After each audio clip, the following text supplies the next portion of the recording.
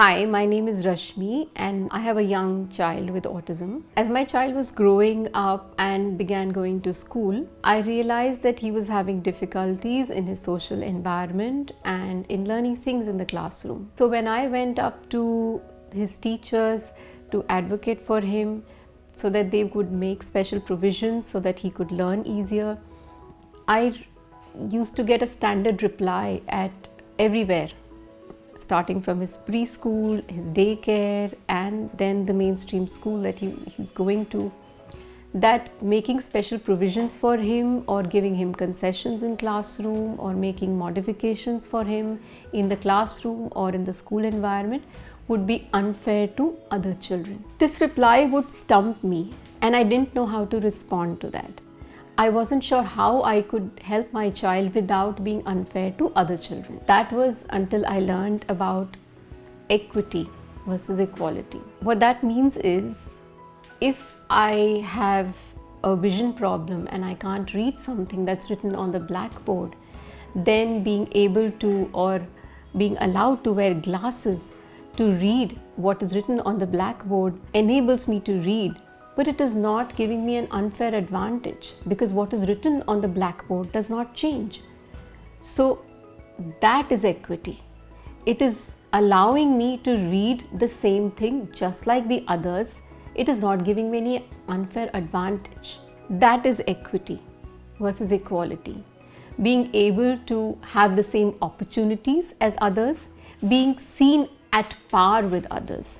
That is what equity means, and being given the opportunity to be seen at par with others. In trying to advocate for what my child needs, how his environment could become more conducive for him to be able to learn more easily without barriers, I began learning about what his rights were as a child with disability and what my rights were as a parent to a child with disability. And the more I learned, the more I realized how little I knew about it, or how little all of us know about our rights as a society. And that is because as a society we see disability as a medical condition, but it is actually more of a social issue. So there are many provisions for persons with disabilities given by the government, but there are three major rights or acts that have been framed by the Government of India. The Rights of Persons with Disabilities Act of 2016, the Right to Education Act of 2009, and the National Trust Act of 1999. The RPWD Act of 2016 mandates public and private institutions to make services more accessible and barrier-free for all persons with disabilities.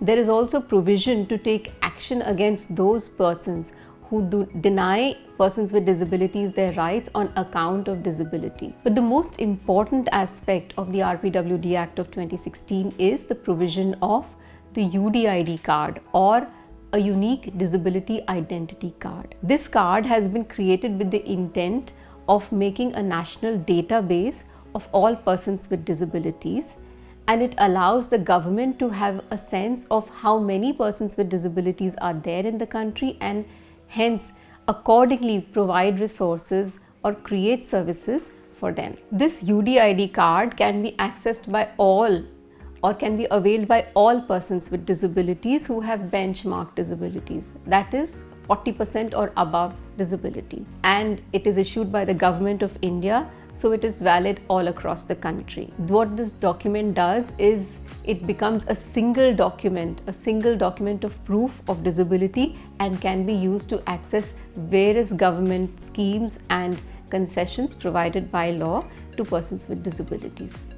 But there still isn't enough awareness about the UDID card or what benefits it can provide to persons with disabilities. The second most important act that persons with disabilities and their families should know about is the National Trust Act for Welfare of Persons with Autism, Cerebral Palsy, Mental Retardation, and Multiple Disabilities.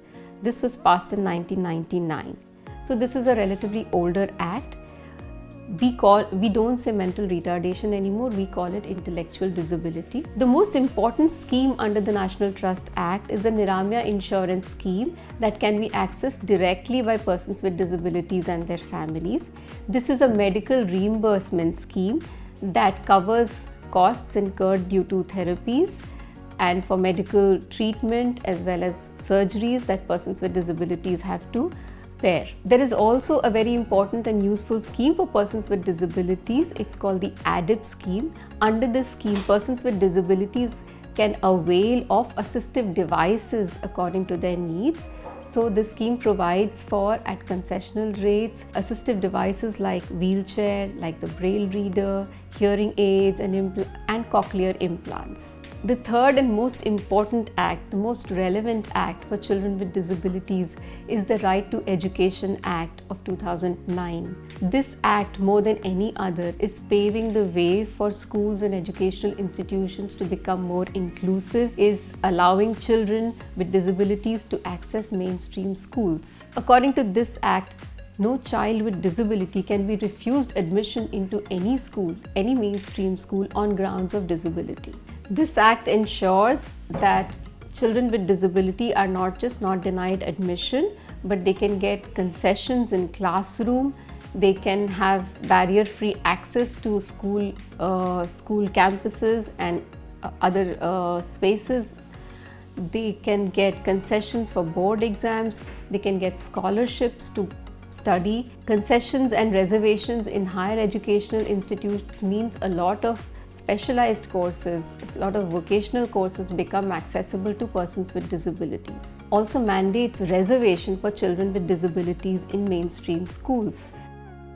As more and more persons become aware of rights of persons with disabilities, we can move towards a more diverse, inclusive and just society where everyone has access to the same human rights. If you found this video helpful, do like this video and subscribe to our channel.